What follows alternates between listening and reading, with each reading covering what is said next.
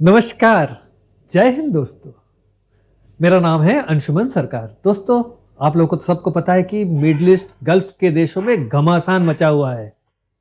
एक तरफ Israel US, दूसरी तरफ ईरान, और इतना बड़ा घमासान है कि जो मिडिल ईस्ट के दूसरे देश हैं वो भी चपेट पे आ गए हैं। लेकिन सोचिए, कल सुबह आप नींद से जागते हैं और आपको सुनने में आ रहा है कि भैया क्रूड ऑयल $200 पर बैरल पार कर चुका है। पेट्रोल की कीमतें ₹200 क्रॉस कर गया है और एयरलाइन टिकट्स की कीमतें दुगना हो गई हैं और स्टॉक मार्केट खुलते ही क्रैश के मोड में चला जाता है। दोस्तों, ये सब क्यों? ये सब इसीलिए नहीं कि जो है मिडिल ईस्ट में जो है पावरफुल जो मिसाइल से चल रही है ना, ये बिल्कुल इसीलिए नहीं हो रहा है। वो इसीलिए हो रहा है क्योंकि ना एक इंश्योरेंस जो कैंसलेशन ईमेल वो जो लंदन से भेजा जाता है, इसीलिए होता है। इस वीडियो में उस बारे में मैं विस्तार से बात करूंगा कि हुआ क्या है और तेल की कीमतें आसमां को क्यों छुएगी। तो वीडियो पे अंत तक बने रहे। दोस्तों, 28 फरवरी को यूएस और इजराइल ने लॉन्च किया वो आपका ऑपरेशन एपिक फ्यूरी। हेडलाइंस चिल्ला रही थी कि भैया डीकैपिटेशन स्ट्राइक्स, मतलब खमीनी साहब को मार दिया।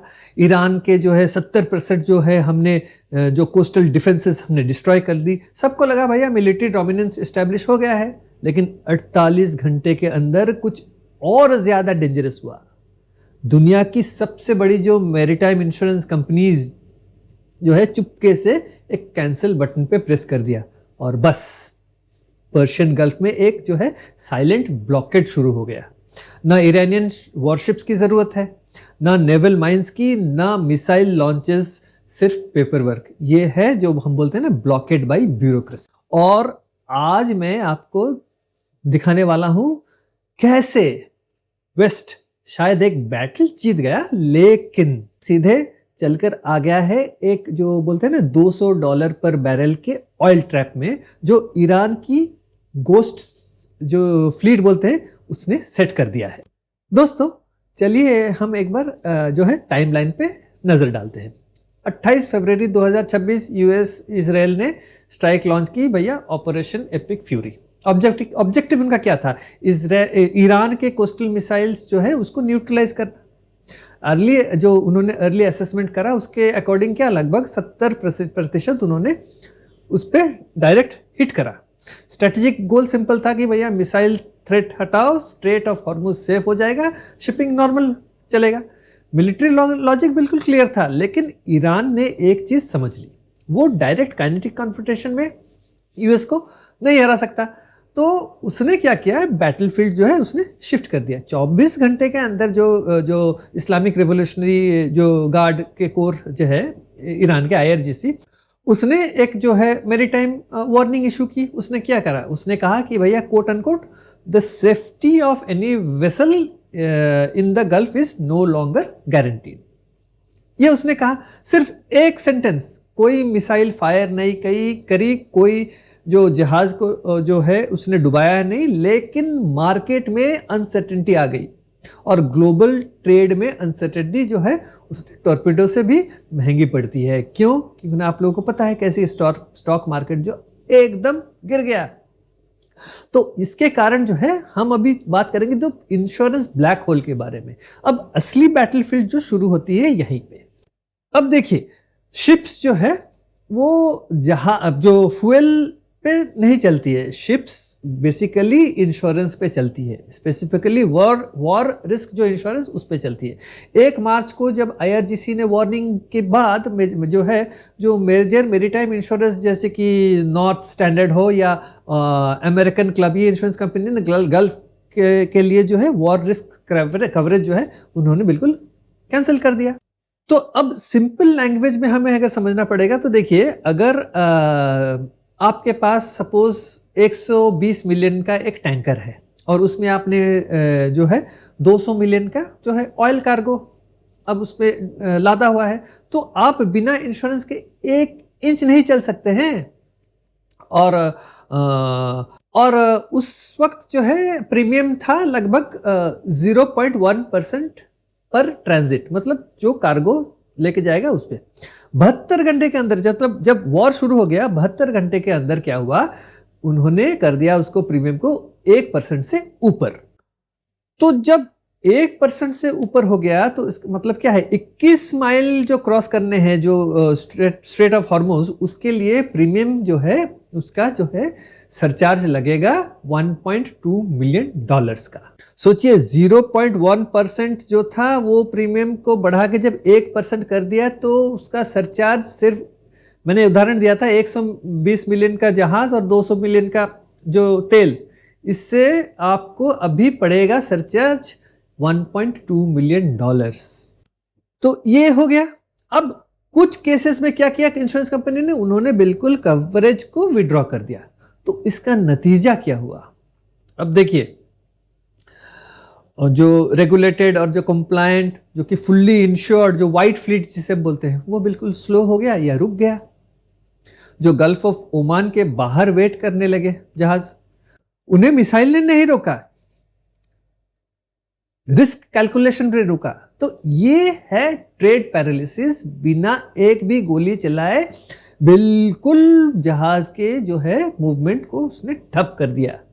तो ईरान जो है उसने ये चाल चल दी है।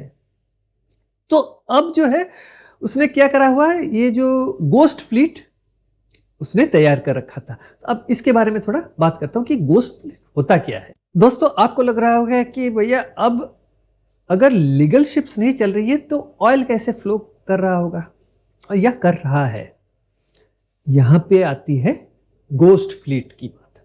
दोस्तों, कई सालों से जो है ईरान तो ऑयल, उस पर सैंक्शंस लगी थी तो ऑयल एक्सपोर्ट नहीं कर पा रहा था। उसने जो है एक जो है शिपिंग नेटवर्क तैयार कर रही थी, करीबन 400 जो है एकदम कंडम टैंकर्स जो है उसने तैयार करी थी। तो ये 20 साल से पुरानी जो है टैंकर्स उसने तैयार कर रखी है। और ये जो है बेसिकली आपका जो पनामा में रजिस्टर्ड है या कुक्स आइलैंड्स में रजिस्टर्ड है, ओनरशिप जो है शेल कंपनीज जैसे सबको पता है।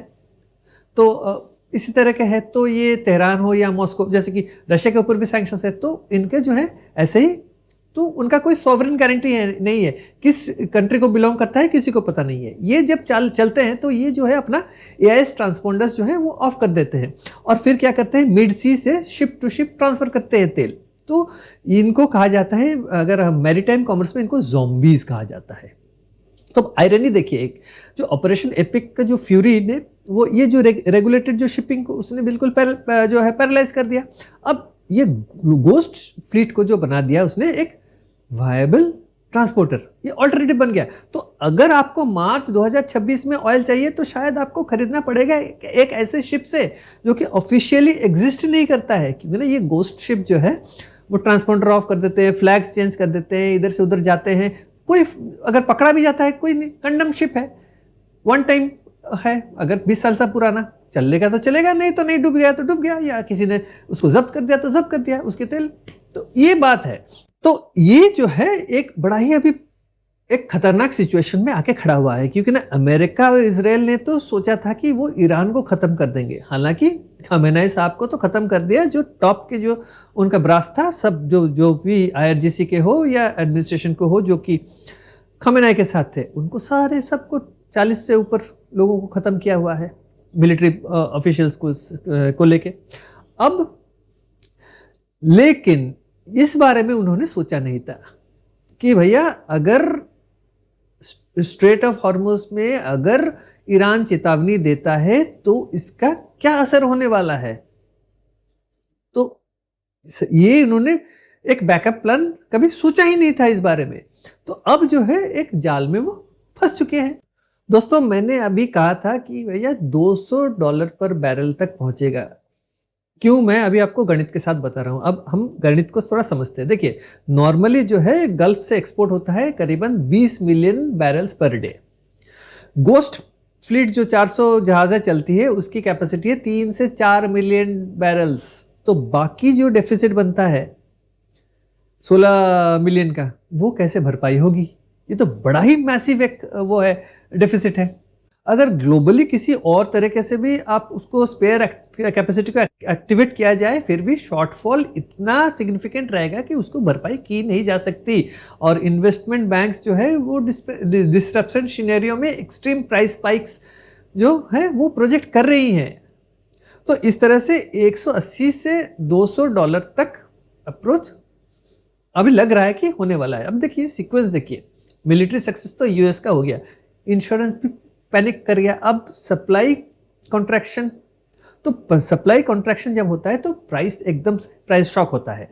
तो वेस्ट ने ईरान की मिसाइल कैपेबिलिटीज को डिग्रेड कर दी, भैया बड़ी मतलब तीर मार ली, लेकिन साथ ही जो है ना बिल्कुल जो मिडिल ईस्ट को डिस्टेबलाइज कर दिया है। अब सोचिए कि कहाँ 20 मिलियन बैरल्स पर डे से अभी गोस्ट फ्लीट के जरिए सिर्फ 3 से 4 मिलियन बैरल जो है पर डे अभी ट्रांसपोर्ट होगा, और वो भी चोरी से, मतलब लीगली कुछ भी नहीं है। तो उसको खरीदना भी रिस्की हो गया है और जो बेच रहा है उसके लिए भी रिस्क बढ़ गया है। तो ये अभी सिनेरियो है। एक तरफ तो ये हो गया, अब दूसरी तरफ जो है एक एनवायरमेंटल जो टाइम बॉम्ब भी ये बन सकता है। देखिए ये गोस्ट फ्लीट की हम बात कर रहे हैं, तो ये शिप्स जो बड़े हाई रिस्क कंडीशन में हैं। देखिए उनका हल जो है बिल्कुल बहुत पुराना हो चुका है, तो और उसके ऊपर मिनिमल ओवरसाइट है। फिर डार्क सेलिंग ये करते हैं, तो इसका मेंटेनेंस कुछ होता नहीं होगा, होगा भी तो बहुत कम होता होगा। और देखिए स्ट्रेट ऑफ हॉर्मुज जो है ये करीबन 20% जो है आपका ग्लोबल ऑयल फ्लो ये हैंडल करता है। सपोज आप सिर्फ सोचिए कि ये जो एक बार एक किस्सा हुआ था ना, एवरगिवन वाला किस्सा, जो स्वेज कैनाल में, याद है आपको, एक जापानीज शिप वो नीचे बैठ गया था, तो हर रोज बिलियंस ऑफ डॉलर का जो है वो वहां पे उस टाइम ट्रेड फ्रीज हो गया था ना, बिल्कुल एक चोक हो गया था स्वेज कैनाल के रूट पूरा बिल्कुल। तो अब इमेजिन कीजिए कि एक बिल्कुल fully loaded super tanker ghost fleet का हॉर्मुज में सपोजेडली में मैकेनिकल फेलियर हो गया कि कुछ भी हो गया, ऑयल स्लिक हो गया। याद कीजिए आप, एक्सन वाल्डेज हुआ था ना आर्कटिक में, जो शिप में से ऑयल स्लिक हो गया था। तो उसके बाद ये तो अनइंश्योर्ड है यहाँ का हॉर्मुज का, तो बिल्कुल स्ट्रेट चोक हो जाएगा, बिल्कुल स्ट्रेट ऑफ हॉर्मुज चोक हो जाएगा। तो ये क्या होगा, ये एक एनवायरमेंटल चेकमेट हो जाएगा। अमेरिका जो अभी बॉम्ब कर रहा है F-15 F-35 से, तब कोई एक F-35 भेजेगा अमेरिका कि भैया क्रूड भी वो सक करके साफ करके ले जाएगा, समुद्र को बिल्कुल क्लीन कर देगा। तो ये है, उन लोगों ने कोई एक बैकअप प्लान सोचा नहीं था, बॉम्बिंग तो कर दी। अब नतीजे के बारे में कोई नहीं बात करता, कोई मेन स्ट्रीम मीडिया कुछ नहीं बात करता है, इसी के बारे में बात नहीं करते हैं वो लोग। सिर्फ अमेरिका ने इतने गोले मारे, ईरान ने इतने गोले मारे, तो ये हो गया, ये फलाना जगह पे बमबारी हो गई, यहाँ बमबारी हो गई। भैया एनवायरनमेंट के बारे में सोचो, अगला ऑयल का प्राइस क्या होगा उस बारे में सोचो ना, ये सब नहीं। अब एक इंपॉर्टेंट बात देखिए, यूएस तो पावरलेस नहीं है। देखिए पॉसिबल रिस्पॉन्सेस क्या हो सकता है, फिफ्थ फ्लीट के जो उसके जो शिप्स है वो नेवल एस्कॉर्ट्स करेगी, ये जो तेल से भरे जहाज है, गवर्नमेंट बैक्ड जो है इंश्योरेंस गारंटी भी देगी, भैया हम अगर कुछ होता है तो हम उसकी भरपाई करेंगे। फिर स्ट्रैटेजिक पेट्रोलियम रिजर्व्स जो है वो रिलीज हो सकती है, सऊदी और यूएई की पेट्रोलियम पाइपलाइन के थ्रू वो रीराउटिंग कर सकती है। ये सब रियलिस्टिक ऑप्शंस हैं, लेकिन मार्केट्स गवर्नमेंट्स से फास्ट जो है वो रिएक्ट करती हैं। इशू कैपेबिलिटी का बिल्कुल नहीं है, इशू स्पीड का है, फाइनेंशियल पैनिक वर्सेस जो है हम बोलते हैं ना पॉलिसी कोऑर्डिनेशन। तो जब तक ये सारी चीजें अमेरिका सोच के ये करेगा, तब तक जो है आसमान को छू चुका होगा पेट्रोलियम प्राइसेस। तो इसके बारे में भी उनको सोचना था। अब ये बाद की सोचने वाली बात है मैं जो कर रहा हूं, उससे पहले तो इन लोगों ने सोचा नहीं था। अब बात जब सोचेंगे तब की तब देखी जाएगी। Markets already have started reacting. इससे भारत पर भी तो असर पड़ेगा ना। तो इंडिया देखिए करीबन 85% जो है हम क्रूड ऑयल इंपोर्ट करते हैं। अगर 150 से $200 पर बैरल को चला जाता है तो इससे क्या होगा, इससे ये होगा कि भैया इन्फ्लेशन बढ़ेगा, रुपये पे प्रेशर बढ़ेगा, और फ्यूल सब्सिडी का भी बर्डन वो भी बढ़ेगा, लॉजिस्टिक और एविएशन कॉस्ट उस पर भी बढ़त हो जाएगी, फिस्कल स्ट्रेस को इंडिया को बैलेंस करना पड़ेगा। फिर उसके साथ साथ जो है स्ट्रेटेजिक पार्टनरशिप और जो है एनर्जी सिक्योरिटी और रीजनल डिप्लोमेसी, इन पे भी हमें और भी ज़्यादा उस पे ऊपर काम करना पड़ेगा। तो देखिए, अगर अभी हमें प्रेशर कर रहा था, यूएस क्या कर रहा था कि रशिया से ऑयल मत खरीदो, लेकिन हम अभी रशिया से दुगना तिगना हम ऑयल अभी खरीदेंगे। क्यों नहीं खरीदेंगे? तुमने तो ऐसी सिचुएशन क्रिएट किया हुआ है कि अब चोक कर दिया है। हमारा तो भैया 85% जो है हम इंपोर्ट करते हैं क्रूड। तो अभी बहरीन ने जो है निकालने बंद कर दिए तेल और गैस, कतर ने कर दिया है। तो हमारे को एलएनजी भी चाहिए, हमारे को ऑयल भी चाहिए, क्रूड भी चाहिए, तो कहाँ से लाएंगे? तो ये जो है आपको भारत के लिए भी ऊपर भी प्रेशर अभी पड़ेगा। और अगर रेगुलेटेड शिपिंग फ्रीज भी होती है और शैडो शिपिंग डोमिनेट करती है, तो इंडिया जो है ये जो एक अभी जो बोलते हैं ना, बहुत ही टफ एक जियोपॉलिटिकल ट्रेड ऑफ फेस करेगा। ये बात है। अभी हमने क्या सोचा? हमने ये सोचा कि भैया 2026 का वॉरफेयर जो है स्टेल्थ एयरक्राफ्ट और मिसाइल रेंज के बारे में होगा, लेकिन शायद ये इंश्योरेंस कॉन्ट्रैक्ट्स हो या जो एजिंग टैंकर्स के बारे में है। अभी पता चल रहा है ना। तो बैटलफील्ड जो है अभी शिफ्ट हो चुका है। सीधी बात है भैया, बैटलफील्ड अभी शिफ्ट हो चुका है। वॉर अभी जो है ना सिर्फ आसमान में नहीं हो रही है, वो शीट्स पे हो रही है, अंडरराइटिंग डेस्क पर हो रही है, और 400 जो है पुराने जो शिप के हल्स में हो रही है। सवाल ये नहीं है कि किसके पास बेटर बॉम्ब्स है, सवाल ये है कि अनसर्टेनिटी का कंट्रोल किसके पास है। अगर ऑयल सपोज $200 पर बैरल टच करता है, तो ये रीजनल कॉन्फ्लिक्ट नहीं रहेगा, ये ग्लोबल इकोनॉमिक शॉक बन जाएगा। बिल्कुल एक बड़ा शॉक बनेगा। अब देखिए, क्या जो ये गोस्ट फ्लीट जो है लेजिटिमेट मिलिट्री टारगेट है, या ये $200 पर बैरल का ऑयल रिस्क ज़्यादा बड़ा है? कमेंट में अपनी असेसमेंट ज़रूर बताएं। तो इसी के साथ इस वीडियो को मैं यही समाप्त करता हूँ। अगर आपको वीडियो अच्छा लगा है तो वीडियो को ज़रूर लाइक करें। अगर आप लोगों ने चैनल को सब्सक्राइब नहीं किया है, चैनल को ज़रूर सब्सक्राइब करें और वीडियो को भी अपने दोस्तों के साथ शेयर करें। तो अगले वीडियो तक जय हिंद, नमस्कार।